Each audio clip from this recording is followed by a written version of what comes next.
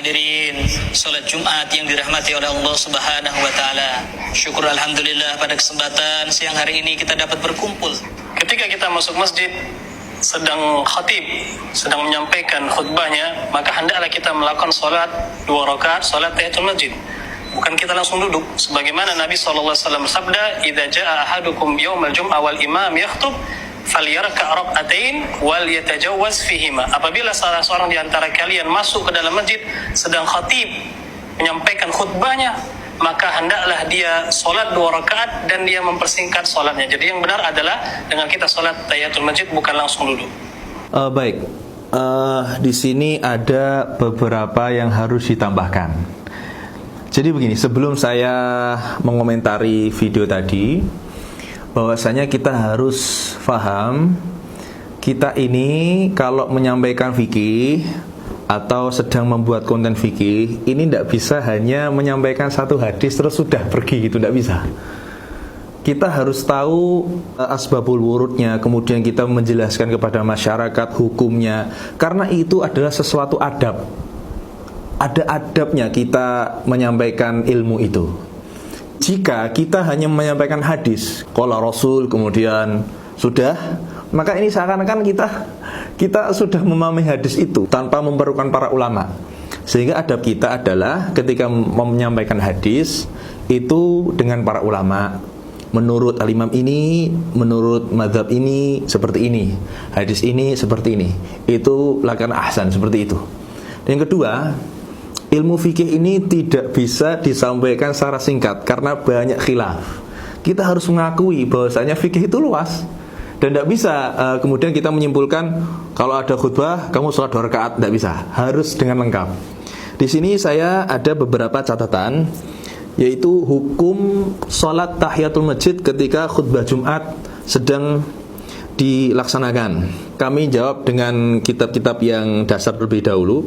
Al-Imam Ibnu Qasim Al-Ghazi di dalam kitab Fathul Qorib, kita semuanya di pesantren belajar itu, dikatakan wa man dakhala al-masjida wal imamu yakhthubu shalla rak'ataini khafifataini tsumma yajlis.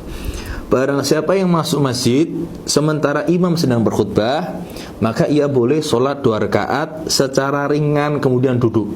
Seperti yang dikatakan hadis video tadi, fatajawaz fihima, persingkatlah, percepatlah sholat itu. Nah, sebenarnya percepat ini seperti apa? Atau apakah kita sholat dengan model kilat? Kan tidak. Di sini dijelaskan lagi di dalam kitab Hasyiah Al-Bujairami Al-Khatib, Syekh Khatib Asy-Syirbini mengatakan wal muradu bitakhfif, yang dimaksud takhfif fi ma dzukira sebagaimana disebutkan itu al-iqtisar, memperingan, meringkas sholat dengan melakukan kewajiban-kewajibannya saja. Maka di sini pentingnya fikih bisa membedakan mana yang wajib, mana yang sunnah. Ketika kamu dengar iqamah, kamu baru masuk masjid, belum punya wudu, kemudian kamu wudu dengan melakukan semua kesunahannya, kamu terlambat, kamu akan ketinggalan takbiratul ihram imam pertama, sehingga kamu lakukan yang wajib-wajib saja. Lah disinilah keutamaan belajar ilmu fikih. Ketika ada khutbah, kalian sholat 2 rakaat dengan ringkas, itu kita melakukan yang wajib-wajib saja. Rukun qaulinya, rukun fi'linya, syarat sahnya kita lakukan semua. Juga perlu diperhatikan ketika khutbahnya baru habis. Masa ketika kita mendengar video tadi, maka kita tidak tahu, lah memang selama khotib berkhutbah berarti boleh. Ternyata khotib sudah doa Allahumma ighfir lil mu'minina wal mu'minat wal muslimin wal muslimat. Dia datang takbir Allahu Akbar.